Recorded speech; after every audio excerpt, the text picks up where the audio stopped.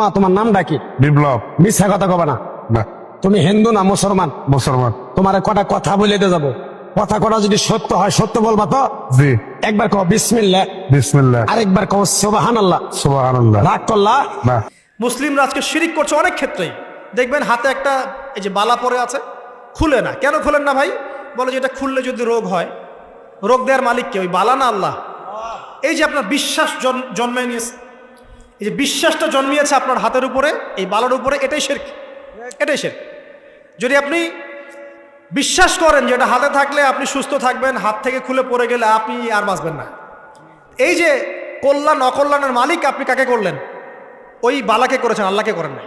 এখানে শিরক হয়ে গেছে, খুবই সূক্ষ্ম শিরক। আপনি নামাজ পড়ছেন মনে করেন, এখন কিছু মানুষ আসলো, এখন দেখছেন যে হুজুর তো আমার নামাজ দেখছে, নামাজটা খুব সুন্দর করে পড়ার চেষ্টা করলেন, লম্বা নামাজ, সেজদায় গিয়ে আর উঠছেন না, খুব সুন্দর নামাজ পড়ছেন। এই যে মানুষকে দেখানোর জন্য নামাজটা পড়ছেন, এটা শিরক। এটা কি? এটাও শিরক। এই যে গণক বসে আছে রাস্তার পাশে, দেখবেন টিয়া পাখি, টিয়া পাখি নিয়ে, তারপরে যে কাগজ নিয়ে আসেন, ভাই ভাগ্য পরীক্ষা করে দেই। আরে ভাই, তুমি যদি মানুষের ভাগ্যই পরীক্ষা করতে পারবা, তো তুমি রাস্তার পাশে কেন? তোমার ভাগ্য কেউ পরীক্ষা করেনি কখনো? এতটুকু কমন সেন্স আমাদের নাই। ও যদি আমার ভালো মন্দ করতে পারে বা ভবিষ্যৎ বলতে পারে, তাহলে ও রাস্তার পাশে বসে আছে কিছু? ওর তো প্রাইম মিনিস্টার হওয়ার কথা, এখন ওর তো ইলেকশন করার কথা। তো দেখেন, এই যে ওখানে গিয়ে আমরা কি করি, ভাই আমার হাতটা দেখে দেন, ভাই আমার অতীত বলে দেন, ভবিষ্যৎ বলে দেন। এবং এগুলো দিন দিন বাড়ছে, কিন্তু এই রাশিফল, কবিরাজি, গণকি, এগুলো দিন দিন বাড়ছে। এবং আমি লক্ষ্য করছি দিন দিন আরেকটা জিনিসও বাড়ছে, সেটা হলো জাদুবিদ্যার চর্চা করা। এবং গ্রামে গঞ্জে কুফুরি বাড়ছে না? কুফুরি করা, তাবিজ করা, বিচ্ছেদ করা, স্বামী স্ত্রীর বিচ্ছেদ করা, মেয়েকে বশ করা, সন্তানকে বশ করা বাড়ছে না? সবই শিরক, এগুলো সবই কুফুরি। এগুলো মুসলিমরা করছে না। মুসলিমরা এসব শিরকে লিপ্ত আছে বলেই তো অন্তর কঠিন হয়ে গেছে। ফাকাসাত কুলুবুহুম, তাদের অন্তর কঠিন হয়ে গেছে। তো একটা হাদিস বলে এখানে খালি, নবী সাল্লাল্লাহু আলাইহি ওয়াসাল্লাম বলছেন, যদি কেউ কোনো গণকের কাছে যায়, গিয়ে বলে দেখেন তো আমার হাতটা একটু, ও কিন্তু বিশ্বাস করে না যে এ ভবিষ্যৎ বলতে পারে, খালি এমনি বলেছে একটু দেখেন তো, বলার সাথে সাথেই 40 দিনের নামাজ কবুল হবে না। আর যদি তার বলা কথায় বিশ্বাস করে যে হ্যাঁ তোমার ভবিষ্যৎ খুব ভালো, তুমি চাকরি পাবা, এইটা করবা সেটা করবা, এবং সে বিশ্বাস করলো হ্যাঁ এটাই হবে, তখন নবী সাল্লাল্লাহু আলাইহি ওয়াসাল্লাম বলছেন সে যেন আল্লাহর পক্ষ থেকে যা নাজিল হয়েছে, মানে এই যে কোরআনুল কারীম, এই কোরআনকে যেন সে অস্বীকার করলো, মানে কুফরি করলো। এগুলো আমরা করছি না ভাই? অনেক কিছু করছি আমরা। স্তম্ভের পূজা করছি, অনেক মুসলিম আগুনের পূজা করছে। আগুন জ্বালিয়েছেন, মাথা নত করছেন কেন? আগুনের সামনে আপনি মাথা নত করবেন কেন? আপনি একটা স্তম্ভের সামনে, গাছের সামনে দাঁড়িয়ে মাথা নত করে ধ্যান করবেন কেন? আপনি মেডিটেশন করছেন কি জন্য? আপনাকে নামাজ দেওয়া হয় নাই? 5 ওয়াক্ত নামাজ দেওয়া হয় নাই? নামাজের চেয়ে বড় মেডিটেশন কিছু আছে নাকি? আপনি ধ্যান করছেন কি জন্য? অনেক মুসলিম তো জিনেরও উপাসনা করছে, জানেন? অনেক মুসলিম জিনকে তাবে করার চেষ্টা করছে। আর জিন বলে একটা জাতি আছে, এটা সত্য। তো এরকম প্রতিটা ক্ষেত্রে শিরক আছে। শিরক কথায় আছে, কাজে আছে, বিশ্বাসে আছে। দেখবেন মুসলিমরাই আল্লাহ ছাড়া অন্য কারো কাছে দোয়া করছে, মুসলিমরা নজর মানত করছে অন্য জায়গায়, আল্লাহর জন্য নজর মানত করছে না, অন্য কাউকে সন্তুষ্ট করার জন্য করছে। সন্তান হয় না, সন্তান হয় না, এখন কি হবে? সন্তান হয় না তো অমুকের কাছে যাও, সেখানে গিয়ে বকরি জবাই দাও, সন্তান হবে। সুবহানাল্লাহ। তো এই পদ্ধতি ইব্রাহিম আলাইহিস সালামের জানা ছিল না, যে শেষ বয়সে তিনি বলছেন রব্বি হাবলি মিনাস সালিহিন। আপনি দোয়া করতে পারেন না? সন্তান হবে না কেন? আল্লাহ পাক তাকদিরে লিখে রাখলেন, অবশ্যই হবে। আর আল্লাহ পাক তাকদিরে না লিখলে কিভাবে হবে? তাকদিরে যে ব্যক্তি বিশ্বাস করে না, সে ব্যক্তি হতাশ হয়। যা কিছু হচ্ছে আমাদের জীবনে সবই তাকদির, এর বাইরে একটা মানুষও যেতে পারবে না। তো প্রিয় ভাইরা, কথায়, কাজে এবং চিন্তায় আমরা অনেক শিরিক করছি। শিরিকের কারণে আমাদের অন্তর কঠিন হয়ে গেছে। আরও কেন কঠিন হচ্ছে? বেদাত। আমল করছেন নবীর সুন্নত মানার জায়গায় অন্য কিছু আপনি করছেন, এমন এমন কিছু আমল করছেন যেগুলোর সাথে রাসূলের সুন্নতের কোনো সম্পর্ক নাই এবং সাহাবীদের সুন্নতেরও কোনো সম্পর্ক নেই। এই ক্ষেত্রে গিয়ে আপনি বেদাত করছেন, বেদাত করে অন্তর কঠিন হয়ে যাচ্ছে। আল্লাহ পাক সূরা শামসের মধ্যে বলছেন কদ আফলাহা, সে ব্যক্তি সফল হয়ে গেল। সে ব্যক্তি সফল হয়ে গেল মানে সে জান্নাতে চলে যাবে ইনশাআল্লাহ। কে? মান যাক্কাহা, যে ব্যক্তি তার নফসটাকে, তার এই যে কলব, এটাকে পরিশুদ্ধ করতে পেরেছে, সে ব্যক্তি সফল হয়ে গেল। ওয়াকাদ খাবা মান দাসাহা, আর যে ব্যক্তি তার নফসটাকে পরিশুদ্ধ করতে পারলো না, সে ব্যক্তি ধ্বংস হয়ে গেল। নফস কিভাবে পরিশুদ্ধ হবে, এটা আমাদের আজকের আলোচনার টপিক। তার আগে আমরা বলি, 5 ওয়াক্ত নামাজ ছাড়া নফস কখনো পরিশুদ্ধ হবে না। তো আজকে আমরা অনেক যদি আলোচনা করি, বাসায় কিছু নিয়ে যেতে না পারি, তাহলে আলোচনার কোনো লাভ নাই, কোনো ফায়দা নাই। মানুষকে দেখানো, তাকবীর দেয়া, এই যে আমাকে প্রোটোকল দিয়ে নিয়ে আসলেন, ঠিক আছে, ভালোবাসা ভালোবাসার জায়গায়, কিন্তু দিন শেষে যদি আমরা আল্লাহর সামনে আত্মসমর্পণ করতে ব্যর্থ হই, তাহলে এই মাহফিলগুলোর বরকত নষ্ট হয়ে যাবে। আমরা কি চাই যে মাহফিলের বরকত নষ্ট হয়ে যাক? আসরের জামাত আমরা আদায় করেছি, এই জামাত আমাদেরকে শৃঙ্খলা শিখিয়েছে, শিখায় নাই? একজন ইমাম লিড দিলেন নামাজে, আপনারা তাকে ফলো করলেন, তাই নয় কি? এটাই তো হচ্ছে মুসলিম উম্মার বৈশিষ্ট্য। মুসলিম উম্মা হবে শৃঙ্খলাবদ্ধ জাতি, যাদের প্রতিটা কাজ হবে সুশৃঙ্খল। আর আমাদের কাজগুলো কি এখন সুশৃঙ্খল? আমরা কিন্তু উশৃঙ্খল জীবনযাপন করি। দেখবেন ওই যে একটা হাদিস আছে শেষ জামানায়, যে নারী পুরুষের পোশাক পরবে, পুরুষ নারীর পোশাক পরবে। এই যে উশৃঙ্খলতা দেখেন না এখন শেষ জামানায়। আপনি দেখবেন এমন এক শ্রেণীর মেয়ে বের হয়েছে বাজারে, রাস্তাঘাটে, সমাজে, যারা কাপড় পরবে কিন্তু কাপড় পরেও নগ্ন থাকবে। এ কোনো হাদিস আমি বানিয়ে বলছি না, সবগুলো হাদিস সহি। এখন দলিল দিতে গেলে অনেক সময় চলে যাবে। তো উশৃঙ্খলতার যুগ, কাপড় পরে থাকাটা তাকওয়ার পোশাক, শালীনতা। আর এখনকার যুগটা চলছে কাপড় খোলার যুগ। কথা ঠিক না ঠিক বলেন? এখন মানুষ কাপড় খুলতে পারলে বেশি কমফোর্ট ফিল করে। আর আপনারা জানেন না, এই মহাবিশ্বে আমাদের পিতা এবং মাতা আদম এবং হাওয়া আলাইহিস সালাম, তাদেরকে সর্বপ্রথম কে নগ্ন করে দিয়েছিল জানেন? ফালাম্মা যাকাশ শাজারা, যখন আমাদের পিতা মাতা ওই গাছের কাছে চলে গেলেন। কোন গাছ? যেটা আল্লাহ পাক বলেছিলেন ফালা তাকরাবা হাযিহিশ শাজারা। ওই গাছের কাছে যখন তারা চলে গেলেন, তার ফল খেয়ে ফেললেন। বাদাত লাহুমা সাওআতিহিমা, তাদের এই যে পোশাকটা, এই পোশাকটা খুলে পড়ে গিয়েছিল এবং লজ্জাস্থান উন্মুক্ত হয়ে গিয়েছে। তো সর্বপ্রথম আমাদের পিতামাতাকে নগ্ন করে দিয়েছিল কে? ইবলিস। এখন যারা মুসলিমদের গা থেকে কাপড় খুলে ফেলতে চাচ্ছে, এরা তাহলে কার অনুসারী? দলিল কি পেয়েছেন? বানিয়ে বলি নাই, সূরা আরাফ পড়েন, পেয়ে যাবেন ইনশাআল্লাহ। কোন সূরা? সূরা আরাফ। প্রথম নসিহত প্রিয় ভাইরা, এই যুগটা হচ্ছে উশৃঙ্খলতার যুগ। এ যুগে মানুষ আল্লাহ পাকের হালালকে খুব কমই পরোয়া করে। আল্লাহর হালালকে মানুষ হারাম করে নিচ্ছে, আর আল্লাহর হারামকে মানুষ হালাল করে নিচ্ছে।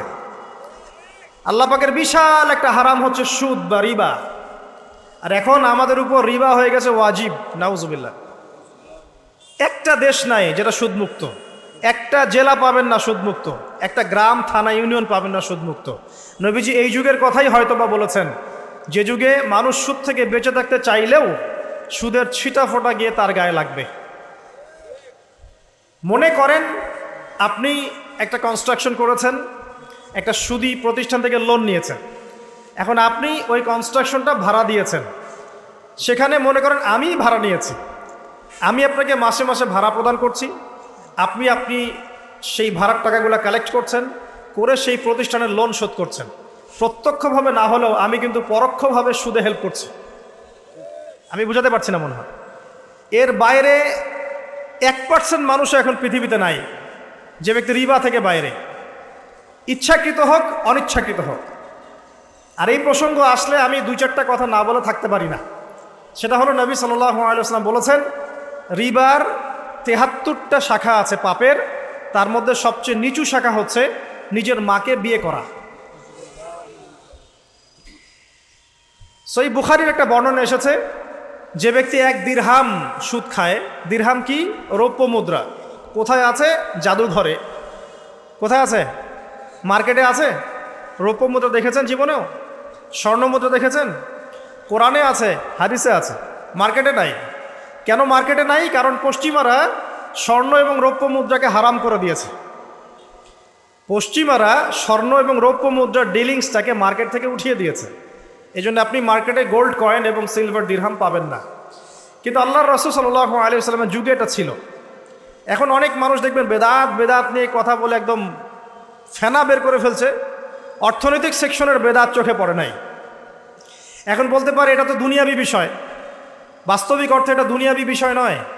কারণ এই পেপার মানির মধ্য দিয়ে, ইলেকট্রনিক মানির মধ্য দিয়ে আপনার সম্পদকে সিজ করে চুষে খাওয়া হচ্ছে, আপনি বুঝতে পারছেন না। এখন প্রতারণা করা কি জায়েজ না জায়েজ? শোয়েব আলী ইসলামের নাম শুনেছেন? একটা কম ছিল মাদিয়ানে, শোয়েব আলী ইসলামের কম। এই কম সম্পর্কে আল্লাহ পাক যখনই কথা বলেছেন তখনই তাদের একটা দোষ উল্লেখ করেছেন। সেটা কি? সেটা হচ্ছে যে তোমরা অন্যায়ভাবে মানুষের সম্পদ আত্মসাৎ করো না, তোমরা অন্যায়ভাবে মানুষের সম্পদ আত্মসাৎ করো না। এই কাজটা করতো শোয়েব আলী ইসলামের কম, এবং তারা মাপে কম দিত, জনগণের অর্থ সম্পদ লুটে পুটে খেত। আল্লাহ রাব্বুল আলামিন তাদেরকে ভূমিকম্প দিয়ে ধ্বংস করে দিয়েছে। এখন এই পুরো মনিটরি সিস্টেম যেটা চলছে, এর মধ্য দিয়ে গরিব যে দেশগুলো আছে, স্বল্প উন্নত দেশ বা মধ্যম পর্যায়ের দেশ বা আরও নিম্ন পর্যায়ের অর্থনৈতিক সেকশনে, তাদের রক্তগুলো চুষে চুষে খেয়ে একটা সভ্যতা আজকে বিশাল বিশাল অট্টালিকা নির্মাণ করেছে। এই যে অন্যের রক্ত চুষে নিজে বড়লোক হওয়া, এটা কি হালাল না হারাম? এ কারণেই এই মনিটরি সিস্টেমের মধ্যে হারাম আছে। এই যুগটা সেই যুগ যেখানে মানুষ আল্লাহর হারামকে হালাল করে নিয়েছে আর হালালকে হারাম করে নিচ্ছে।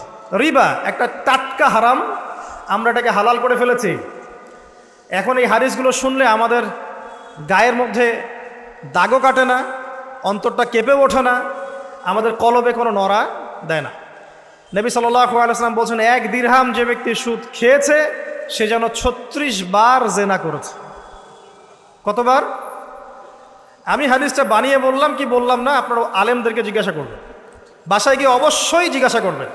যদি দেখেন হাদিস ঠিক আছে, সহি, তাহলে আল্লাহর ওয়াস্তে এখন যেমন তওবা করলেন আমি 5 ওয়াক্ত নামাজ ছাড়বো না, ঠিক আমার সাথে আবার তওবা করেন, সারা জীবন সুদ খাবো না ইনশাআল্লাহ। নবী সাল্লাল্লাহু আলাইহি ওয়াসাল্লাম 4 শ্রেণীর মানুষকে অভিশাপ করেছেন।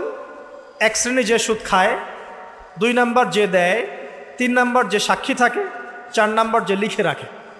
এখন আপনি বলেন এই পুরো মনিটরি সিস্টেমের মধ্যে এই 4 শ্রেণীর মানুষ আছে না? কোনো না কোনোভাবে আমরা এর সাথে সম্পৃক্ত নই কি?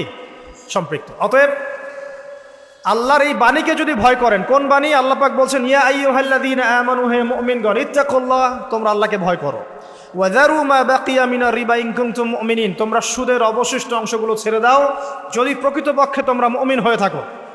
ওয়া ইল্লাম তাফআলু, তোমরা যদি সুদ না ছাড়ো, আল্লাহর হুঁশিয়ারি শোনেন, যদি তোমরা সুদ না ছাড়ো, ফাযানু বিহারবিন মিনাল্লাহি ওয়া রাসূলিহি, তাহলে আল্লাহ এবং তার রাসূলের সাথে যুদ্ধের ঘোষণা শুনে রাখো। আল্লাহ এবং তার রাসূলের বিপক্ষে যুদ্ধ করে কেউ জান্নাতে যাবে? কেউ কবরের আযাব থেকে বাঁচতে পারবে? কেউ হাউজে কাউসারের পানি পাবে? আল্লাহ এবং তার রাসূলের সাথে যুদ্ধ করে কেউ টিকতে পারবে? আপনার কি তাই মনে হয়? যদি মনে হয় তাহলে দিব্যি সুদ খান, কোনো সমস্যা নেই। আর যদি মনে হয় যে আল্লাহ এবং তার রাসূলের সাথে যুদ্ধ করে আমি পার পাবো না, আল্লাহ এবং তার রাসূলের বিরুদ্ধাচারণ করে আমার কবর টিকবে না, কারণ আমি একটা কথা বারবার বলি আপনাদেরকে, যে আল্লাহ ছাড়া আমাদের আপন বলতে কেউ আছে? একাই এসেছেন পৃথিবীতে, একাই যেতে হবে। আপনার খ্যাতি, আপনার অর্থনৈতিক খ্যাতি, অর্থের প্রতিপত্তি, আপনার ক্ষমতার দাপট, আপনার ধর্মীয় দাপট, কোনো কিছুই, ফ্যান ফলোয়ার্স, কেউ আপনার সাথে কবরে যাবে না। মনে করেন আমি আসছি, আপনারা সবাই স্লোগান দিচ্ছেন, কথার কথা, আপনারা আমাকে ভালোবাসেন, বা একজন পলিটিশিয়ান আসছে, আপনারা সবাই স্লোগান দিচ্ছেন, ভালোবাসেন তাকে। দিন শেষে ওই পলিটিশিয়ান একাই কবরে যাবে, দিন শেষে আপনিও একাই কবরে যাবেন, আমিও একাই কবরে যাব। আলটিমেটলি কি হলো? দুনিয়া এবং আখেরাতে আল্লাহ ছাড়া প্রকৃত বন্ধু আমাদের কেউ নাই, প্রকৃত মওলা কেউ নাই। সেই আল্লাহ এবং তার রাসূলের বিরুদ্ধাচরণ করে কেউ তার সাথে যুদ্ধ করে কবরে পার পাবে, এমনটা ভাবা বোকামি নয় কি? আল্লাহ পাক আমাদেরকে বোঝার তৌফিক দান করুন। এটা সেই যুগ যে যুগে মানুষ আল্লাহর হারামগুলোকে হালাল করে নিচ্ছে। মাদকদ্রব্য হালাল না হারাম? এখন দেখবেন মেজরিটি সংখ্যক মানুষ মাদকদ্রব্যের সাথে সংশ্লিষ্ট হয়ে গেছে। স্পেশালি বর্ডার এলাকা যেগুলো আছে বাংলাদেশের, সেই বর্ডার এলাকাগুলোতে দিব্যি রমরমা ব্যবসা চলছে, মাদকের দিব্যি ব্যবসা চলছে। এবং যারা মাদক খাচ্ছে এরা মুসলিম, তারা হয়তো এই হাদিস জানে না। আল্লাহ পাক ওদের কানের মধ্যে আমার এই হাদিসে যেন পৌঁছে দেন, আমিন। নবী সাল্লাল্লাহু আলাইহি ওয়াসাল্লাম বলেছেন, আমি মেরাজের রাতে যখন গিয়েছি তখন এক শ্রেণীর মানুষকে দেখেছি, ওদেরকে শাস্তি দেওয়া হচ্ছে। কি শাস্তি? জাহান্নামীদের রক্ত এবং পুজ ওদেরকে খেতে দেওয়া হচ্ছে।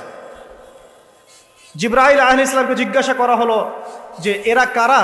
তিনি বললেন, এরা আপনার উম্মতের সেই সব ব্যক্তি যারা মাদকদ্রব্য সেবন করত। আল্লাহ রাব্বুল আলামিন তার হাবিবের মাধ্যমে জানিয়েছেন, যখন কোনো মুসলিম মাদক সেবন করে বা কোনো ব্যক্তি মাদক সেবন করে, তখন 40 দিন তার নামাজ কবুল হয় না। এরপর যদি সে তওবা করে তাহলে আল্লাহ পাক তার তওবা কবুল করবেন ইনশাআল্লাহ। যদি সে আবারও মাদক খায় তওবা করার পর, আবার 40 দিন তার নামাজ কবুল হবে না। যদি সে আবার তওবা করে আল্লাহ পাক আবার তাকে মাফ করে দিবেন। যদি সে আবারও মাদক খায়, আবার 40 দিন তার নামাজ কবুল হবে না। তারপর যদি আবার তওবা করে, আবার আল্লাহ তাকে মাফ করে দিবেন।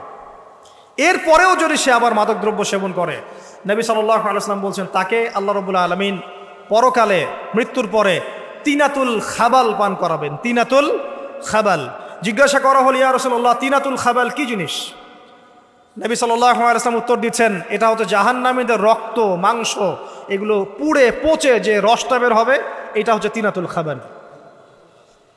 এই যে দুনিয়াতে যারা ওয়াইন খাচ্ছে, শ্যাম্পেইন, ওয়াইন, বিয়ার, তারপরে যে কি ভোদকা, হ্যাঁ, গাঁজা, হেরোইন, ফেন্সিডিল, ইয়াবা, একটা বিষয় শোনেন, কি কারণে আপনি সেখানে যাচ্ছেন? হতাশা অথবা সঙ্গদোষ অথবা পারিবারিক চাপ অথবা যে গার্লফ্রেন্ড ছেড়ে চলে গেছে, এই তো বিষয়গুলো। কি কারণে মানুষ মাদকের কাছে যায়, কেন যায়, কারণটা কি? আমরা যখন ফিলোসফি পড়তাম তখন একটা তত্ত্ব পড়ানো হয়েছে আমাদেরকে।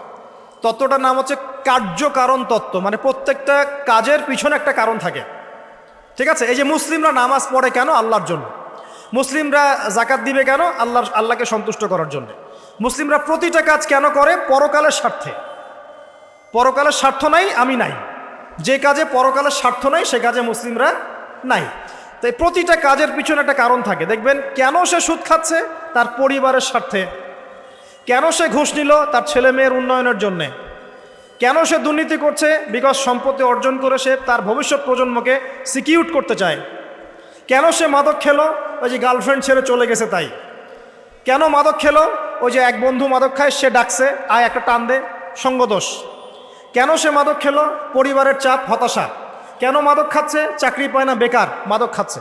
মানে মেন্টাল চাপগুলো নিতে পারছে না, সে মাদক খাচ্ছে। সবচেয়ে বেশি মানসিক চাপ কাদের উপর আসে জানেন? 1 নম্বর নবীগণের উপরে, 2 নম্বর আল্লাহর সৎ বান্দাদের উপরে, তারপর যার ইমান যত উঁচু তার উপর মানসিক চাপ তত বেশি আসে। এখন যদি মানসিক চাপের সলিউশন মাদকই হবে, তাহলে তো আমাদেরই মাদক খাওয়া দরকার ছিল, নাউজুবিল্লাহ। কারণ আমরা যে পরিমাণ মানসিক চাপ ফেস করি তা চিন্তাই করতে পারবেন না। যে যত বড় দায়িত্বশীল, যারা পলিটিশিয়ান, ওদেরকে জিজ্ঞাসা করুন তারা কি পরিমাণ মানসিক চাপ নিয়ে ঘোরে। আপনার কাছে মনে হচ্ছে যে একটা ক্ষমতা পেয়েছেন, খুব মানে উনি অনেক বড় ক্ষমতাধর, উনি অনেক ভালো আছেন, উনি মোটেই ভালো নাই। ওনাকে জিজ্ঞাসা করেন, উনি মোটেই ভালো নাই। এই মানুষের যে পেরেশানি, যে চাপ, এগুলো নিতে নিতে তার স্ট্রোক হয়ে যাচ্ছে, হার্ট স্ট্রোক হচ্ছে, ডায়াবেটিস হচ্ছে, হাই ব্লাড প্রেশার, ইসিজি করো, দেখবেন। এ কারণে মানসিক চাপটা রিলিজ করতে হবে, তাই তো? এই মানসিক চাপ রিলিজ করতে গেলে মাদকই সলিউশন নয়। সলিউশনটা কি? এই যে আমার হাতে এখানে আছে একটা কোরআন। মানসিক চাপ থেকে আপনাকে মুক্তি দিবে আল কোরআনুল কারীম, আর কিচ্ছু না। আরেকটা বিষয় কোরআনের সাথে, সেটা হলো, প্রথমে বলেছি 5 ওয়াক্ত নামাজ। আপনি ওযু করে সুন্দর করে 5 ওয়াক্ত নামাজ জামাতে পড়বেন, ডেইলি 1 ঘন্টা করে কোরআন তেলাওয়াত করবেন, সময় পেলে একটু হাদিস পড়বেন, 2-4 টাকা দান সদকা করবেন, ভালো কাজের সাথে থাকবেন, অন্যায় কাজে যাবেন না। ইসলামকে এগিয়ে নেওয়ার জন্যে আমর বিল মারুফ নাহি আনিল মুনকারের কাজ করবেন। আপনার তো সুখী কোনো মানুষ পৃথিবীতে নাই। ওই সুখ যদি ওই যে বুশরা জানতে পারতো না, তাহলে আপনার কলিজার মধ্যে পারমাণবিক বোম মেরে দিত। কথা বুঝতে পারেন নাই? পশ্চিমারা যদি জানতে পারতো যে মুসলিমরা কত শান্তিতে থাকে এসব কাজ করার পরে, তাহলে আমাদের অন্তরের মধ্যে পারমাণবিক বোম মেরে ধ্বংস করে ফেলত। ওরা তো আমাদের সুখ দেখতে পারে না, পারে? প্রকৃতপক্ষে এরা বিশ্বের কোনো ধার্মিক মানুষের সুখই দেখতে পারে না। এরা শুধু মুসলিমদের শত্রু নয়, বরং ধর্মের শত্রু। যারাই ধর্মকে বুকে আগলে রেখে পালন করতে চায়, হোক সে সনাতন ধর্ম বা আমাদের হিন্দু ভাইরা বা খ্রিস্টানিজম বা বৌদ্ধিজম, হ্যাঁ, বা মুসলিম আমরা যারা আছি, যারা ধর্মতাত্ত্বিক চিন্তা করে এবং প্রত্যেকেই যদি যার যার ধর্ম ঠিকঠাক মতো পালন করে, সমাজে কিন্তু ফিতনা থাকার কথা নয়। কারণ প্রত্যেকটা ধর্মের মধ্যেই ভালো কাজের কথাই কিন্তু বলা হচ্ছে। তো যারা ধার্মিক এদের বিরুদ্ধে তারা লেগে পড়ে এবং তারা চায় সারা বিশ্বের মধ্যে ফাসাদ সৃষ্টি করতে। কাদের খাসলত সারা বিশ্বে ফাসাদ সৃষ্টি করা বলতে পারবেন? আপনাকে আমি দেখাচ্ছি, সূরা কাহাফ খুলে দেখেন। জুলকারনাইন একজন বাদশা, তিনি মাশরিক মাগরেব সব জয় করেছেন, মানে পূর্ব পশ্চিম পুরোটাই তার রাজত্ব। এত দাপট ছিল সেই বাদশার যে যেদিক দিয়ে যাবে সেনাবাহিনী নিয়ে সেদিকটাই জয় করে ফেলবে, সুবহানাল্লাহ। এবং তিনি উদ্ধত অহংকারী ছিলেন না, তিনি আল্লাহর অনুগত বান্দা ছিলেন। একটা কওমের মধ্যে গেলেন, সেই কওমটা ছিল পাহাড়ের মাঝখানে, দুই পাহাড়ের মাঝখানে। এখন ওই কওম তাকে বলছে, ইয়া যুলকারনাইন, হে যুলকারনাইন, ইন্না ইয়াজুজ ওয়া মাজুজ মুফসিদুনা ফিল আরদ। ভালো করে বোঝেন, হে যুলকারনাইন, নিশ্চয়ই ইয়াজুজ আর মাজুজ এই দুই শ্রেণীর মাখলুক, তারা পৃথিবীতে ফাসাদ সৃষ্টি করে বেড়াচ্ছে। কি করছে? সারা পৃথিবীতে ফাসাদ সৃষ্টি করে বেড়াচ্ছে। ফাহাল নাজআলু লাকা খরজান আলা আন তাজআলা বাইনানা ওয়া বাইনাহুম সাদ্দা। হে যুলকারনাইন, আমরা কি আপনাকে ট্যাক্স দিব, কর দিব, যে আপনি ওদের আর আমাদের মাঝখানে একটা প্রাচীর নির্মাণ করে দিবেন, যে ওরা আমাদের কাছে আর আসতে পারবে না? কারা এটা? ইয়াজুজ আর মাজুজ। এই ইয়াজুজ আর মাজুজকে যুলকারনাইন আলাইহিস সালাম তিনি প্রাচীর নির্মাণ করে দিলেন লোহা এবং এই যে তামা দিয়ে। এরপর তারা আর ওই কওমের ক্ষতি করতে পারলো না। কিয়ামতের আগে আগে তারা বের হয়ে আসবে এবং সারা বিশ্বে ফাসাদ সৃষ্টি করবে। এখনও তারা বের হয়ে আসছে, আমি সেটা বলছি না, কিন্তু এখন পুরো বৈশ্বিক প্রেক্ষাপটে যারা বিশ্বে ফাসাদ সৃষ্টি করে বেড়াচ্ছে, এদের মধ্যে এই ইয়াজুজ মাজুজের খাসলত আছে, চরিত্র আছে। দেখবেন ওই দিকে ইউক্রেনকে ব্যস্ত রেখেছে রাশিয়ার এগেনস্টে এবং নিউক্লিয়ার যুদ্ধ বাঁধানোর পায়তারা করছে। এটা অলমোস্ট আমাদের ঘরের কোনায় চলে এসেছে। নকিং অ্যাট দ্য ডোর বলে একটা কথা আছে ইংরেজিতে, একদম ঘরের কোনায় যে কোনো মুহূর্তেই দেখবেন ওয়ার্ল্ডে একটা ম্যাসাকার সৃষ্টি হয়ে গেছে। ওইদিকে তাইওয়ানকে ব্যস্ত রেখেছে চায়নার এগেনস্টে, এদিকে দেখবেন যে ইরাকে ব্যস্ত রেখেছে এই কন্টিনেন্টকে ISIS দিয়ে, ঠিক আছে? বাংলাদেশকেও ব্যস্ত রাখার চেষ্টা করছে মায়ানমারকে দিয়ে, দেখছেন না?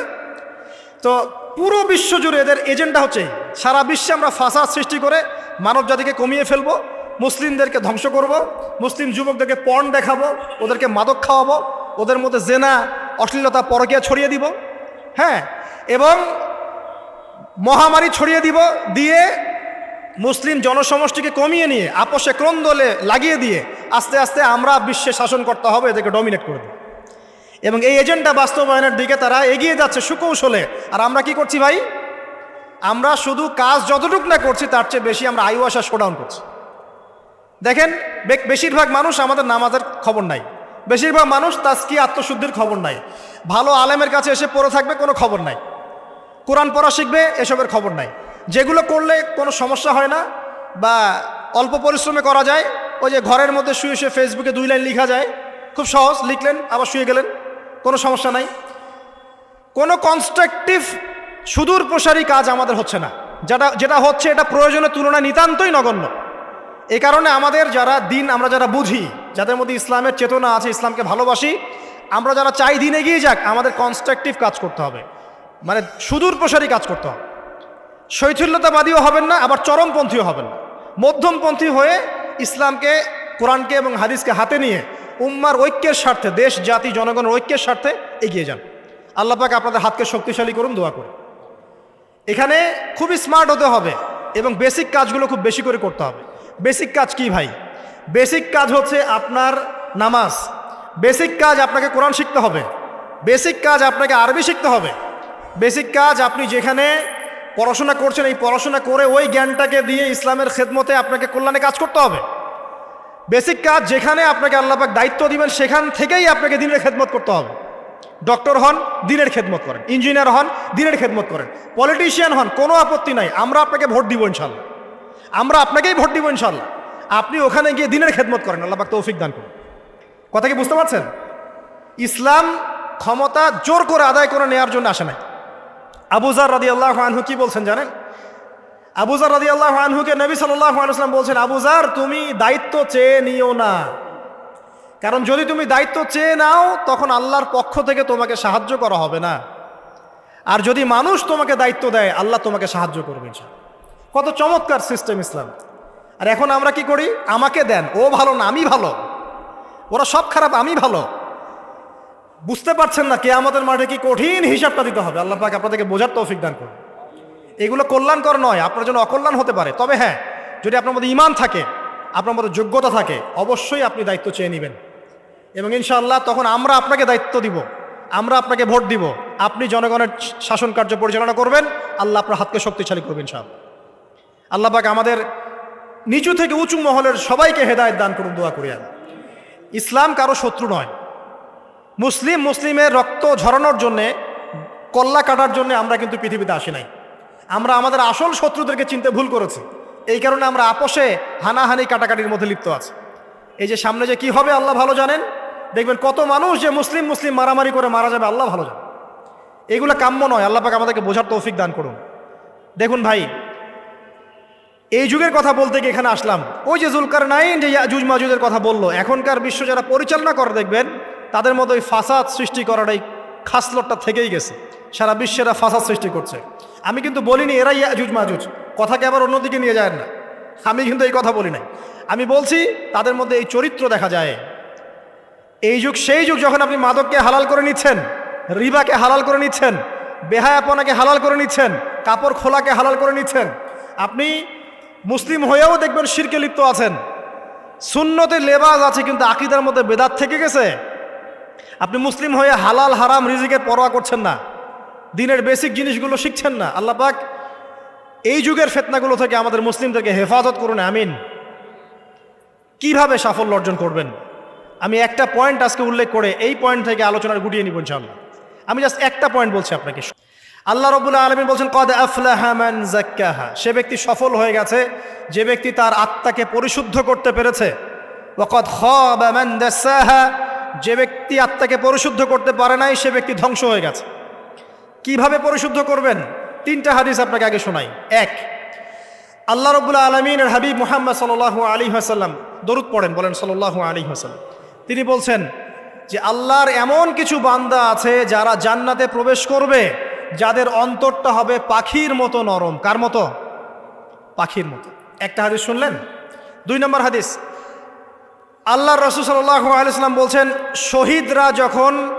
শহীদদের আত্মা যখন আল্লাহর কাছে পৌঁছায়, আল্লাহ রাব্বুল আলামিন সেই আত্মাগুলোকে সবুজ রঙের কিছু পাখির মধ্যে প্রদান করেন এবং সেই পাখিগুলো আরশের নিচে লণ্ঠন আছে, এখানে বসে থাকে এবং তারা জান্নাতের যে কোনো জায়গায় যায়, ঘুরে খাবার খায়, আবার ফিরে আসে। আল্লাহ পাক তাদেরকে বলেন যে তোমরা কি চাও, তোমরা কি চাও? শহীদরা কিচ্ছু বলতে পারে না। কি চাইবো? আল্লাহ এত নিয়ামত দিয়েছেন, কি চাইব? যখন আল্লাহ বারংবার প্রশ্ন করতে থাকেন তোমরা কি আর কিছু চাও, তোমরা কি আর কিছু চাও, তোমরা কি আর কিছু চাও, তখন শহীদরা শেষে বুঝে যে আমাদের কিছু না কিছু তো বলতে হবে এখন। তখন তারা বলে হে আল্লাহ, আমরা আরও একবার পৃথিবীতে যেতে চাই এবং তোমার পথে জীবন দিয়ে আবার ফিরে আসতে চাই। আল্লাহ পাক বলেন এই সুযোগ তো আর নেই, অতএব তোমাদের আর কিছু চাওয়ার নেই, তোমরা এখানেই থাকো। আরেকটা হাদিস শোনেন। রাসূলুল্লাহ সাল্লাল্লাহু আলাইহি ওয়াসাল্লাম বলেছেন, এই হাদিসটা ওমর রাদিয়াল্লাহু আনহু থেকেও এসেছে, যে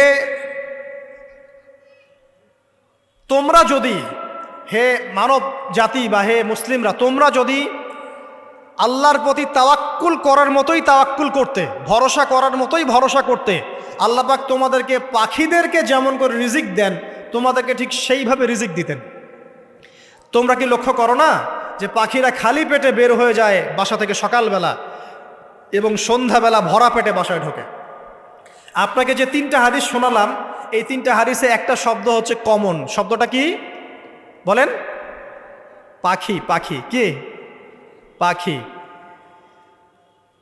আল্লাহ রাব্বুল আলামিন পাখিদের কাছ থেকে আমাদেরকে শিখতে বলছেন এবং বলছেন যে পাখিদের মনটা হয় খুব নরম, খুব সফট এবং তারা আল্লাহর প্রতি তাওয়াক্কুল করে পূর্ণ মাত্রায়। তারা সকালবেলা ভোরবেলা বের হয়ে যায় এবং সন্ধ্যাবেলা বাসায় ফেরে, খালি পেটে বের হয়, ভরা পেটে বাসায় ফেরে।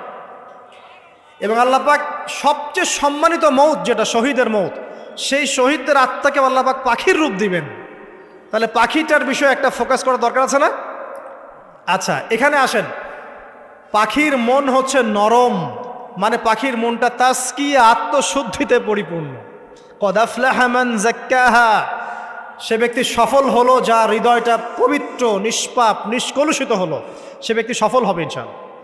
একটা কাজ এখানে খেয়াল করেন, পাখিরা সকালবেলা ভোরবেলা বের হয় আর সন্ধ্যাবেলা বাসায় ফেরে। এখনকার মুসলিমদেরকে দেখবেন দুপুরবেলা ওঠে, রাত 3টায় ঘুমায়। কথা কি বুঝেন নাই? পাখির একদম ভোরবেলা ওঠে, যখন ফজরের আজান দিচ্ছে ঠিক তার আগ মুহূর্তে পাখির কিচিরমিচির শুনছেন, তার মানে নামাজের ওয়াক্ত প্রায় চলে যাচ্ছে। তার মানে তার আল্লাহ পাকের হুকুমের সাথেই জেগে ওঠে, সূর্য ডুবে তারা ডুবে যায়। ঠিক এরকম সুন্নত ছিল নবী সাল্লাল্লাহু আলাইহি ওয়াসাল্লামের এবং সাহাবায়ে কেরামের। আজকে 1400 বছর পর মুসলিম জাতি এই সুন্নাহ ভুলে গেছে। এখন আমাদের সুন্নত দেখবেন, যদি কোনো রকম উঠেও ফেলি ফজরে, আবার 12টা পর্যন্ত ঘুম, আরও বেশি।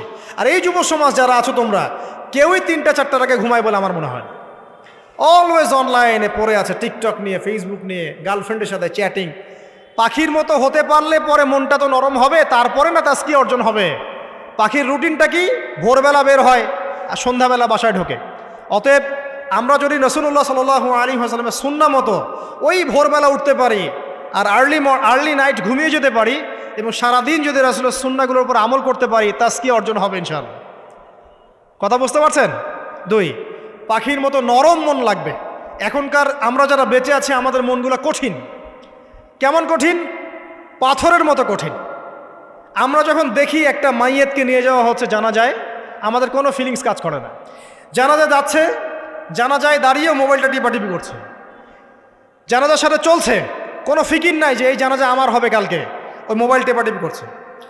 আমি এমনও দেখেছি, দাফন করা হলো মাইয়েতকে, দাফন করার পরে চারপাশে মানুষজন জড়ো হয়ে গল্প করছে, ভাই আপনার ওই জমিটার কি খবর, আপনার ওইটার কি খবর, বিজনেস কেমন চলছে, চাকরির কি অবস্থা। এই যে মাইয়াতকে পাশে দাফন করলো, কোনো ফিলিংস নাই, কোনো ফিলিংস নাই। আমি আত্মশুদ্ধির কথা বলছি। আত্মশুদ্ধির জন্য আপনার মনটাকে পাখির মতো সফট নরম করতে হবে। যখন আপনি সফট নরম করবেন এবং আত্মশুদ্ধি অর্জন করবেন, তখন 2 ডানা মেলে আপনি আকাশে উঠতে পারবেন ইনশাআল্লাহ। আত্মশুদ্ধি অর্জন না করতে পারলে ডানা কেটে পড়ে যাবে, তখন আর আকাশে উঠতে পারবেন না। কোন আকাশে? ওই যে শহীদের রূহ যে আকাশে চলে গেছে, ওই আকাশ। অতএব মন কেন কঠিন হলো প্রিয় ভাই? 1 নাম্বার কারণ, আমরা শিরকের পাপে লিপ্ত আছি। 1 নাম্বার, শিরকের পাপে লিপ্ত থাকা অবস্থায় মুসলিমদের মনটা কঠিন হয়ে গেছে। আপনি কি মনে করছেন আমরা শিরক করি না? মুসলিমরাও কবর পূজা করে, দেখবেন মুসলিমরাও দেখবেন অনেক ক্ষেত্রে মাজার পূজা করছে। আমি বলিনি যে অলিয়া উলিয়ার মাজার জিয়ারত করা যাবে না, আমি কথা বলছি না। কিন্তু আপনি মৃত মানুষের কাছে আপনার ভালো মন্দ চাইতে পারেন না। কথা বুঝতে পারেন না? আমরা অবশ্যই অলিয়া উলিয়াদের কবর জিয়ারত করব। এটা আপনাকে মৃত্যুর কথা স্মরণ করাবে, তাদের একটা রব আছে যেটাকে আমরা প্রভাব বলি, এটা আপনার মধ্যে আসবে। আমরা অবশ্যই জিয়ারত করব। জিয়ারত করতে বলেছেন নবী সাল্লাল্লাহু আলাইহি ওয়াসাল্লাম, কারণ এটা আপনাকে পরকালের কথা কি করবে? স্মরণ করাবে। ওমরা করতে যান, আল্লাহ পাক সবাইকে তৌফিক দান করুন ওমরা হজ করার এবং বড় হজ করার, আমি দোয়া করি। ওখানে সবচেয়ে সেরা যে দৃশ্যগুলো দেখা যায় তার মধ্যে একটা রাসূলুল্লাহ সাল্লাল্লাহু আলাইহি ওয়াসাল্লামের রওজা। ওখানে গেলে চোখের পানি ঝরে না এমন কোনো মুসলিম নাই, আছে?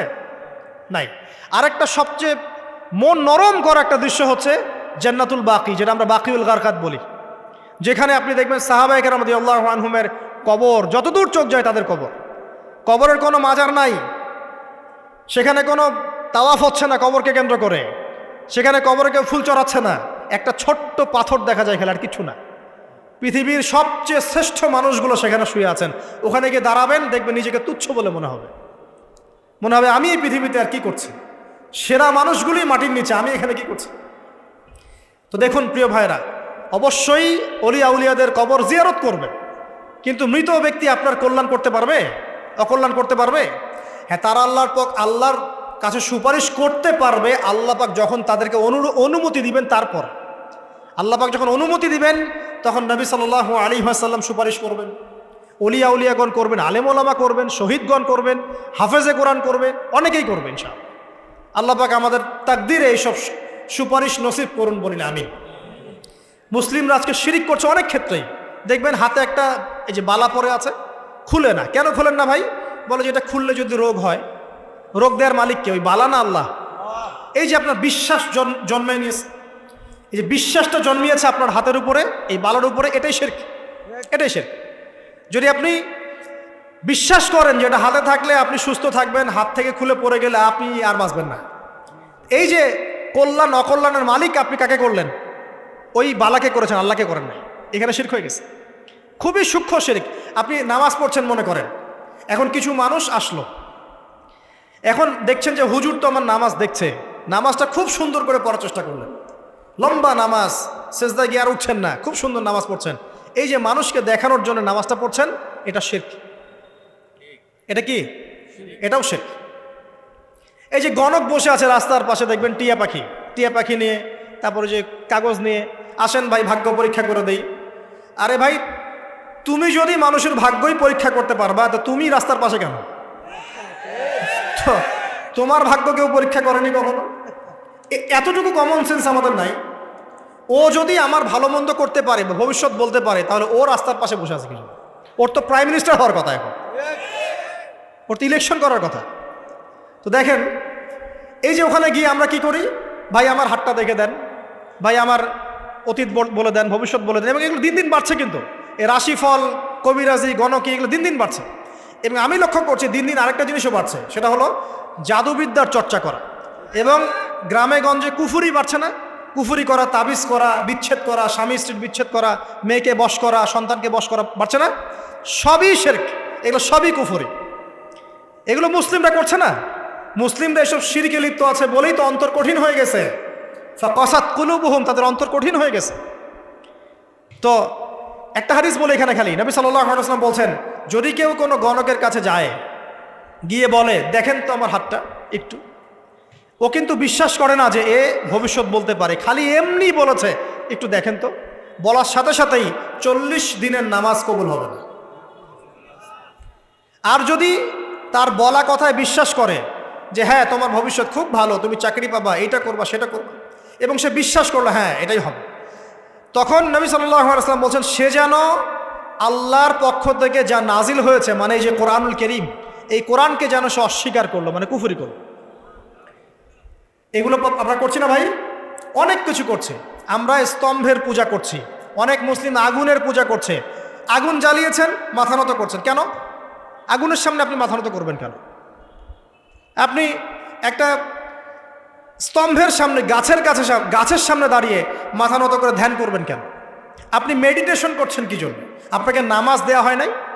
5 ওয়াক্ত নামাজ দেয়া হয় নাই? নামাজের চেয়ে বড় মেডিটেশন কিছু আছে নাকি? আপনি ধ্যান করছেন কি জন্য? অনেক মুসলিম তো জিনেরও উপাসনা করছে, জানেন? অনেক মুসলিম জিনকে তাবে করার চেষ্টা করছে। আর জিন বলে একটা জাতি আছে, এটা সত্য। তো এরকম প্রতিটা ক্ষেত্রে শিরক আছে। শিরক কথায় আছে, কাজে আছে, বিশ্বাসে আছে। দেখবেন মুসলিমরাই আল্লাহ ছাড়া অন্য কারো কাছে দোয়া করছে, মুসলিমরা নজর মানত করছে অন্য জায়গায়, আল্লাহর জন্য নজর মানত করছে না, অন্য কাউকে সন্তুষ্ট করার জন্য করছে। সন্তান হয় না, এখন কি হবে? সন্তান হয় না তো অমুকের কাছে যাও, সেখানে গিয়ে বকরি জবাই দাও, সন্তান হবে। সুবহানাল্লাহ।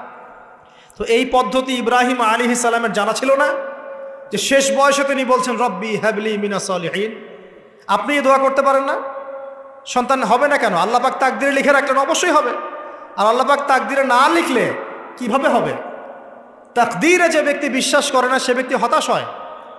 যা কিছু হচ্ছে আমাদের জীবনে সবই তাকদির, এর বাইরে একটা মানুষও যেতে পারবে না। তো প্রিয় ভাইয়েরা, কথায়, কাজে এবং চিন্তায় আমরা অনেক শিরিক করছি। শিরিকের কারণে আমাদের অন্তর কঠিন হয়ে গেছে। আরও কেন কঠিন হচ্ছে? বেদাত। আমল করছেন নবীর সুন্নত মানার জায়গায় অন্য কিছু আপনি করছেন, এমন কিছু আমল করছেন যেগুলোর সাথে রাসূলের সুন্নতের কোনো সম্পর্ক নাই এবং সাহাবীদের সুন্নতেরও কোনো সম্পর্ক নেই। এই ক্ষেত্রে গিয়ে আপনি বেদাত করছেন, বেদাত করে অন্তর কঠিন হয়ে যাচ্ছে। অন্তর কঠিন হওয়ার একটা বড় কারণ হচ্ছে হারাম রিজিক। যখন আপনি হারাম রিজিকে যাচ্ছেন, সুদ, ঘুষ, আপনার দুর্নীতি, আপনার এই যে অন্যের সম্পদ আত্মসাৎ করা, হালাল হারামের পরোয়া না করা, এই রিজিক দিয়ে যখন আপনি আপনার দেহ, রক্ত, মাংস গঠিত হচ্ছে, আপনার কলবটা শক্ত হয়ে যাচ্ছে। আমি কি বুঝাতে পারছি না? হারাম রিজিক যখন আপনার শরীরে ঢুকছে, অন্তরটা শক্ত হয়ে যাচ্ছে। একটা হাদিস যথেষ্ট। আল্লাহ রসুল বলেছেন ইন্নাল্লাহা তাইয়্যিব লা ইকবালু ইল্লা তাইয়্যিব। আল্লাহ পাক পবিত্র সত্তা, তিনি পবিত্র ছাড়া কবুল করেন না। আপনি 10টা হজ করে আসেন, চুরির টাকা দিয়ে, ডাকাতির টাকা দিয়ে, আত্মসাতের টাকা দিয়ে, দুর্নীতির টাকা দিয়ে, যদি কবুল হয় তাহলে কোরআন সুন্নাহ মিথ্যা হয়ে যাবে। নাউজুবিল্লাহ। কথা কি বুঝতে পারছেন না? আল্লাহ রাব্বুল আলামিন বলছেন আল্লাহ পাক পবিত্র ছাড়া কবুল করেন না। হারাম রিজিক দিয়ে ইবাদত কবুল হয় না। আমরা ওই যে রংপুর অঞ্চলে একবার ওই যে হারাগাছ একটা অঞ্চল আছে না, সেখানে গিয়েছিলাম। সেখানে মাশাআল্লাহ আবার বিড়ির অনেক ফ্যাক্টরি আছে। কিসের? বিড়ি তো হালাল নাকি, তামাক তো হালাল নাকি? তো সেখানে বিড়ি ফ্যাক্টরির অনেক মালিক আছে এবং তারা মসজিদ কমিটির অনেক দায়িত্বপ্রাপ্ত আর কি। মুসলিমদের গায়রত্ব এখন নাই, মুসলিমরা এদেরকে আবার মসজিদ কমিটির সদস্যও বানিয়েছে। তো এখন মসজিদ কমিটিতে এসে তার প্রভাবে আর ইমাম সাহেব টিকতে পারে না। দুইজন বলে নামাজের পর হাত তুলে দোয়া করতে হবে, দুইজন বলে করা যাবে না। ঠিক আছে, এই নিয়ে ক্যাচাল। এই ক্যাচাল হতে হতে দেখা গেল এক পর্যায়ে মারামারি পর্যন্ত হয়েছে। মসজিদ ভাগ হয়েছে, মারামারিও হয়েছে। তো সেখানে আমাকে দাওয়াত করেছিল যে ওয়াজ করার জন্য। তো দোয়া করার কথা বলছে, তাই আমি বললাম যে দোয়া করে লাভ কি? দোয়া করলেই বাকি, না করলেই বাকি, রিজিকটাই তো হারাম। আপনি তো তামাকের টাকা খাচ্ছেন, তামাক, আপনি মাদকের টাকা খাচ্ছেন, এটা কি হালাল না হারাম? তো হারাম টাকা দিয়ে হাত তুলে দোয়া করলেই কি, না করলেই কি? দোয়া তো উঠছে না উপরে। আগে হারাম রিজিক ছাড়েন, তারপর দোয়া করুন। তো রিজিক হারাম হওয়ার কারণে আমাদের কি হচ্ছে? অন্তরটা কি হচ্ছে ভাই? কঠিন হচ্ছে। ওই পাখির মতো আর মুক্ত আকাশ উঠতে পারবেন না। তারপরে সামনে যান, আরও কেন কঠিন হয়? বস্তুবাদিতা, দুনিয়া। সারাদিন দুনিয়ার ফিকির, দুনিয়ার চিন্তা, খাবো কি, পরবো কি, ব্যাংক ব্যালেন্স, টাকা পয়সা, স্ট্যাটাস, সারাটা দিন দুনিয়ার দুনিয়া।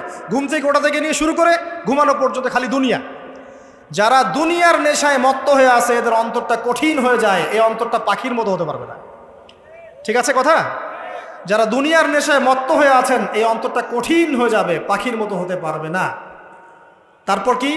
আরও সামনে যান, দিনই জ্ঞান চর্চা না করা অন্তর কঠিন হওয়ার কারণ। আর কি কারণ? পাপ করা, পাপ। যত বেশি আপনি পাপ করবেন, যত বেশি পর্ন দেখবেন, যত বেশি মাদক খাবেন, যত বেশি জুয়া খেলবেন, যত বেশি অহেতুক সময় নষ্ট করবেন, যত বেশি আপনি অন্যের ক্ষতি করবেন, ঠিক আছে, নিরপরাধ মানুষের উপর নির্যাতন করবেন, যত বেশি আপনি পাপ করবেন, পাপ, এই পাপ করতে করতে করতে মানুষের অন্তর কঠিন হয়ে যায়। ইবনুল কাইয়ুম রাহিমাহুল্লাহ বলেছেন যে পাপ করতে থাকলে মানুষের অন্তর কঠিন হয়ে যেতে থাকে, এবং ইস্তেগফার আর জিকির করলে গিয়ে মানুষের অন্তর আবার নরম হতে থাকে। পাপের উপর পাপ করতে থাকলে মানুষের অন্তর কঠিন হতে থাকে। এ বিষয়ে রাসূলুল্লাহ সাল্লাল্লাহু আলাইহি ওয়াসাল্লাম বলেছেন, যখন মানুষ একটা পাপ করে কলবের মধ্যে একটা কালো দাগ পড়ে যায়, যখন আরও একটা পাপ করে আরেকটা কালো দাগ পড়ে যায়। এভাবে যখন পাপ করতেই থাকে তখন পুরো কলবটাই কালিমা পূর্ণ হয়ে যায়। এই অবস্থায় যদি সে তওবা করে, আল্লাহ পাক মাফ করে দিবেন। যদি এই অবস্থায় তার মৃত্যু হয়ে যায়, তার আত্মাটা থেকে দুর্গন্ধ বের হতে থাকে, যে আত্মাটা কবজ করতে পর্যন্ত মালাকুল মউত মানে ঘৃণা পোষণ করে। কথা কি বুঝতে পারছেন? যখন অন্তর পাপ করতে করতে কলুষিত হয়ে যাবে, ওয়াকাদ খাবা মান দাসাহা, যখন পাপ করতে করতে অন্তর কলুষিত হয়ে যাবে, তখন আপনার এই মালাকুল মউত পর্যন্ত ওই আত্মাটাকে বের করার সময় ঘৃণা করবে, দুর্গন্ধযুক্ত।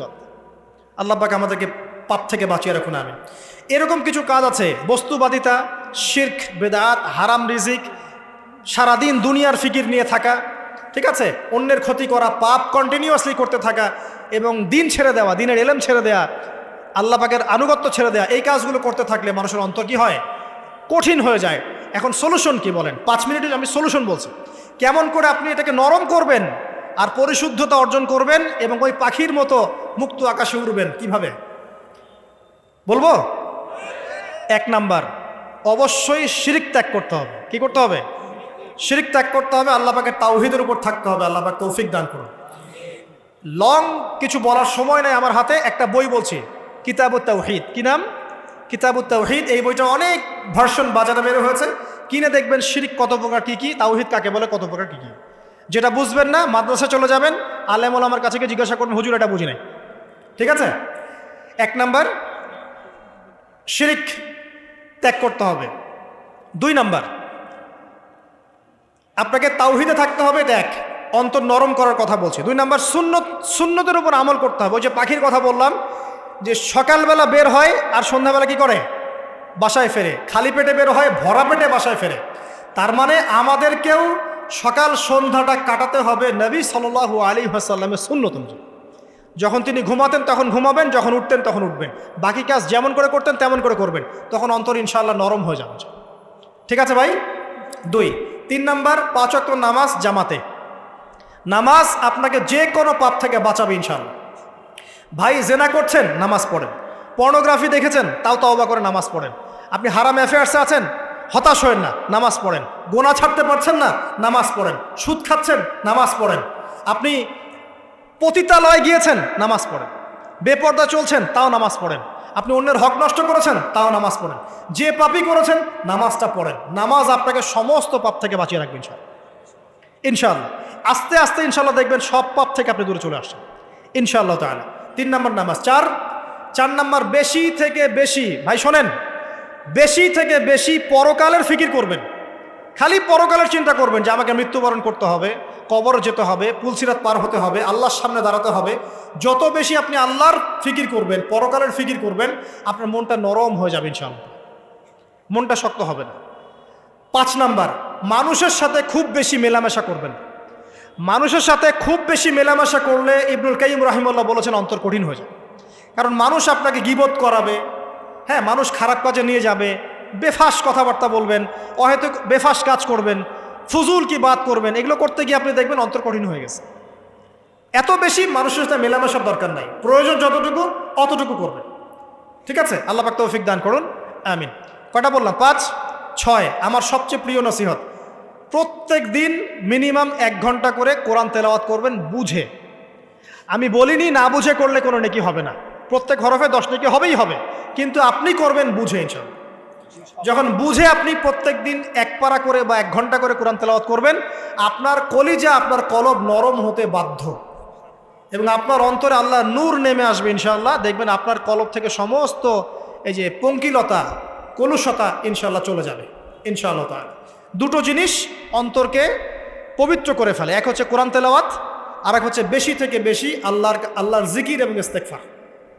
তো কোরআন তেলাওয়াত বাড়িয়ে দেন, আল্লাহ পাক সবাইকে কোরআন তেলাওয়াত করার তৌফিক দান করুন, আমিন। যারা শেখেন নাই আজকে ওয়াদা করেন যে কোরআন আপনারা বিশুদ্ধ করে পড়া শিখবেন, ওয়াদা করেন। আগামী রমজান আসার আগেই 1 খতম দেওয়া চাই, পারবেন? এবং কোরআনের চর্চা বাড়িয়ে দিবেন, প্রত্যেক দিন কিছু করেন না করেন কোরআন তেলাওয়াত করতে হবে, ঠিক আছে? আল্লাহ পাক তৌফিক ইনায়াত করুন, আমিন। আর বুঝে পড়ার চেষ্টা করবেন। একটা সহজ তাফসির বলে দিই, মারিফুল কোরআন বাসায় আছে না? মারিফুল কোরআন, তাফসির ইবনে কাসির বাসায় নাই, জালালাইন বাসায় নাই, কিনেন।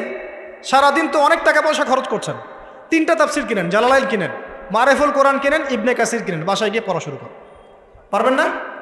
যে আয়াতটা বুঝবেন না, ওলামায়ে কেরামের কাছে যাবেন, গিয়ে বলবেন হুজুর এটা বুঝি নাই, বুঝাই দেন। নিজে নিজে ব্যাখ্যা করতে যাবেন না, ব্যাখ্যা করলে দেখবেন একটা পণ্ডিত বেরিয়েছে, কিছু পণ্ডিত কোরআন পড়ে বলে কোরআনই মানি, হাদিস মানি না।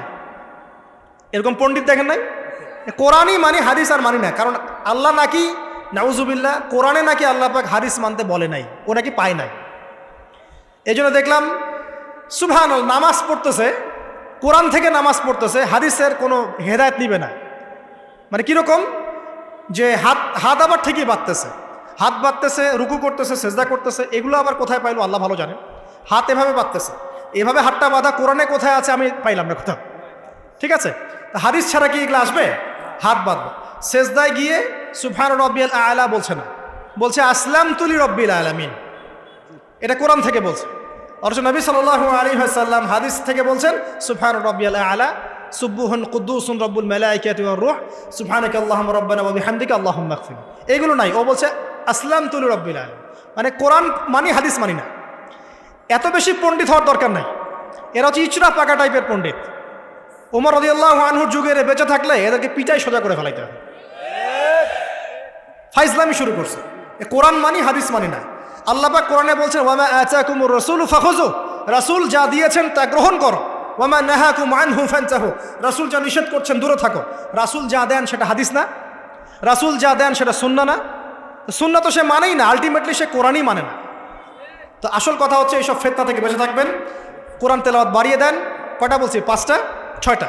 7 নাম্বার, বেশি থেকে বেশি ইস্তেগফার সারাদিন পড়বেন। আস্তাগফিরুল্লাহ ওয়া আতুবু ইলাইহি, আস্তাগফিরুল্লাহ ওয়া আতুবু ইলাইহি, আস্তাগফিরুল্লাহাল্লাযী লা ইলাহা ইল্লা হুয়াল হাইয়ুল কাইয়্যুম ওয়া আতুবু ইলাইহি। প্রত্যেকদিন পড়তে হবে 100 বার করে। কতবার করে? 100 বার। 8 নাম্বার, বেশি বেশি আল্লাহর জিকির, চলতে ফিরতে জিকির। সুবহানাল্লাহ, আলহামদুলিল্লাহ, লা ইলাহা ইল্লাল্লাহ, ওয়াল্লাহু আকবার, লা হাওলা ওয়ালা কুওয়াতা ইল্লা বিল্লাহ। বলবেন হাসবুনাল্লাহু ওয়া নি'মাল ওয়াকিল, ঠিক আছে? সুবহানাকা আল্লাহুম্মা রাব্বানা ওয়া বিহামদিকা আল্লাহুম্মা ইগফিরলি, সুবহানাল্লাহি ওয়া বিহামদিহি আদাদা খালকিহি ওয়া রিদা নাফসিহি ওয়া জিনাতা আরশিহি ওয়া মিদাদা কালিমাতিহি। যত জিকির আছে সব করুন, জিকির বাড়াবেন। যত জিকির বাড়াবেন অন্তর পরিশুদ্ধ হবে ইনশাআল্লাহু আযজা ওয়া জাল। কয়টা বলছে? 8। আর 2টা বলি, 9। অন্যের হক নষ্ট করবেন না।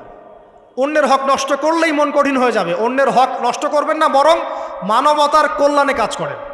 যে কাজগুলো মানব সেবামূলক সেগুলো করেন। রক্তদান কর্মসূচি করেন, গাছ লাগান, এতিমের মাথায় হাত বোলান, বিধবার খোঁজ খবর নেন, ঠিক আছে, মেয়েদের সেলাই মেশিন কিনে দেন, মানুষের উপকারে কাজ করেন, দেখবেন আপনার মনটা নরম হয়ে যাবে ইনশাআল্লাহ। যার মন নরম এবং যার মনের মধ্যে সততা আছে, আল্লাহ পাক ইনশাআল্লাহ সেখানে অবশ্যই হেদায়েত ঢালবে ইনশাআল্লাহ তাআলা। আর 10 নম্বর সবচেয়ে শেষ হচ্ছে যে কবর জিয়ারত করবেন বেশি বেশি করে, এবং নিজের মৌতের কথা স্মরণ করে আল্লাহর কাছে বেশি বেশি দোয়া করবেন। কি দোয়া করবেন? ইয়া মুকাল্লিবাল কুলুব সাব্বিত কলবি আলা দীনিক, ইয়া মুসাররিফাল কুলুব সররিফ কুলুবানা আলা তাআতিক। এই দোয়াগুলো করবেন ইনশাআল্লাহ। এবং কবর জিয়ারত করবেন সপ্তাহে সপ্তাহে, পারলে 2 দিন 3 দিন পর পর কবরস্থানে যাবেন, ইনশাআল্লাহ দেখবেন আপনার মন নরম হবে ইনশাআল্লাহ আযজা ওয়া জাল। এখনকার এই সভ্যতায় এসে কবরস্থানকে সমাজ থেকে দূরে সরিয়ে দিয়েছে। অথচ আগে মুসলিমদের কবরস্থান ছিল মসজিদের পাশে, 5 ওয়াক্ত নামাজ পড়তো, কবর জিয়ারত করে বাসায় যেত। 5 ওয়াক্ত নামাজ পড়তে আসতো, কবরকে দেখতো, পরকালে কথা স্মরণ হতো। এখন কবরস্থান ওই যে দূরে, সারা জীবনে একবার যায় কিনা সন্দেহ আছে। এই 10টা কাজ যদি আপনারা করতে পারেন ইনশাআল্লাহ তাআলা, আমাদের কলবটা ইনশাআল্লাহ নরম হবে, আত্মশুদ্ধি অর্জিত হবে। আর এগুলোর পাশাপাশি অবশ্যই আল্লাহওয়ালা আত্মশুদ্ধিওয়ালা মানুষের সোহবতে গিয়ে থাকবে। আল্লাহওয়ালা আত্মশুদ্ধিওয়ালা মানুষের সোহবতে গিয়ে থাকলে তাদেরকে দেখেই দেখবেন মনটা নরম হয়ে যাবে ইনশাআল্লাহ। ইলমি পরিবেশে থাকেন, দিনী পরিবেশে থাকেন, আমর বিল মারুফ নাহি আনিল মুনকারের কাজ করেন। 3 দিন 7 দিন 40 দিন যতদিন পারেন আল্লাহর পথে সময় লাগান। আমি এটাকে আপনার আত্মশুদ্ধির জন্য বলছি, এটাই একমাত্র পথ পদ্ধতি আত্মশুদ্ধির, এটা বলছি না। এখানে গেলে আপনি ইনশাআল্লাহ আপনার ইসলাহ এবং সংশোধনের জন্য কাজ করতে পারবেন। আল্লাহ রাব্বুল আলামিন আমাদের সবার কলবগুলোকে পরিচ্ছন্ন করুন।